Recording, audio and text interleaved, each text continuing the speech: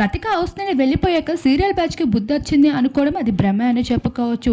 Shivaji immunity పోయినందుకు Shivaji ఏమాత్రం భయపడలేదు, బాధపడడం లేదు. తన చిన్ననాటి విషయాలని స్కూల్ జ్ఞాపకాలని ఫ్రెండ్స్‌తో చెప్పుకుంటూ నవ్వుతూ ఉంటాడు. అంతలోనే పల్లవి ప్రశాంత్, శివన్న ఏంటి మాట్లాడుకొని నవ్వుకుంటున్నారని అడిగేసరికి అయ్యో మన ఇంటి సభ్యుడు వచ్చారు గురువుగారు అంటాడు శివాజీ.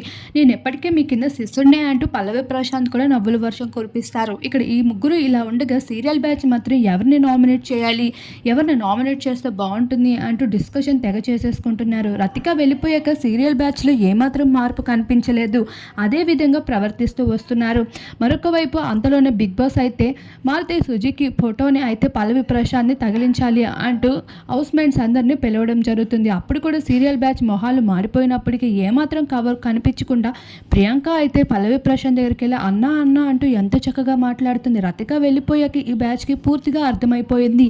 తిన్నగా వెళ్తేనే బాగుంటుంది, అడ్డంగా వెళ్తే మనమే రతిక అలా బోల్తా పడి హౌస్ నుండి బయటకు వెళ్ళిపోక తప్పదు అనుకుని ప్రియాంక అయితే ఎంతో ముద్దుగా అయితే పల్లవి ప్రశాంత్ కనిపిస్తుంది.